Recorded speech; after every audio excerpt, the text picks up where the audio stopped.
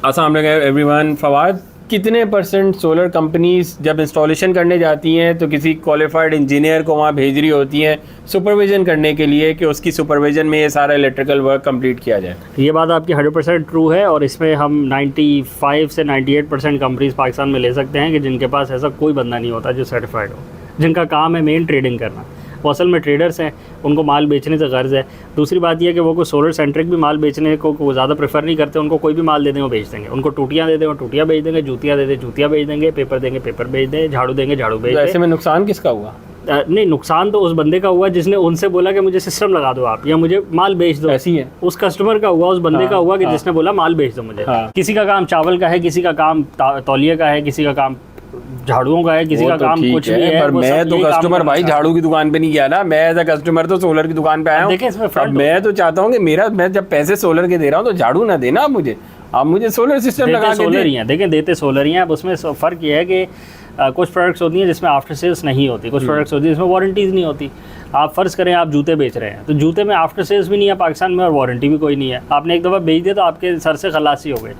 यहाँ पे तो पाकिस्तान में यही मेथोडोलॉजी है यार। उससे पहले तो इधर तो पूरे सिस्टम को जोड़ना है और चलाना है ना। यही तो फर्क है। वारंटी तो चले बाद में आई, पहले जोड़ तो ले, तो जोड़ते हुए टूट गया तो वो भी कस्टमर पे डाल दिया। कस्टमर जब आप जाके ऐसे बंदे से प्रोडक्ट ले रहे हैं कि जिसकी पुरानी प्रोडक्ट में कोई आफ्टर सेल्स नहीं है, तो जब वो आपको ये वाली प्रोडक्ट बेचता है तो वो इसमें भी कोई आफ्टर सेल्स नहीं देता आपको, क्योंकि उसको ना पहले देने का शौक था, ना देने आती थी और ना देने का कोई इरादा था। तो इस प्रोडक्ट में भी 25 ईयर्स की वारंटी है जिसमें, और जिसको फैसिलिटेट उसी ने करवाना है, बट क्योंकि पिछले में मेथड नहीं था तो उसने आगे भी नहीं देना। तो एज अ कस्टमर आपकी गलती है कि आप उस बंदे के पास चल के गए।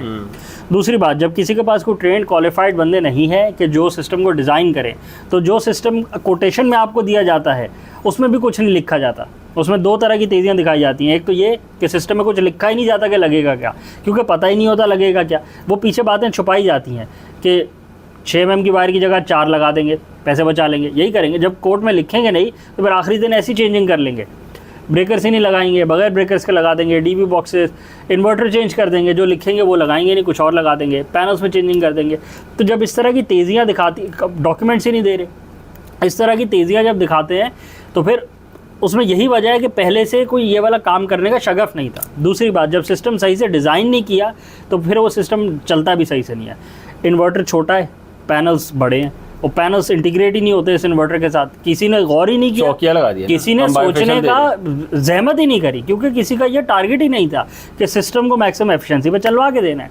तो जब किसी का मकसद ही नहीं था तो फिर एज अ कस्टमर आप बाद में नहीं रो सकते कि यार मेरा सिस्टम अच्छी परफॉर्मेंस नहीं दे रहा, यूनिट कम बनाता है दिन के।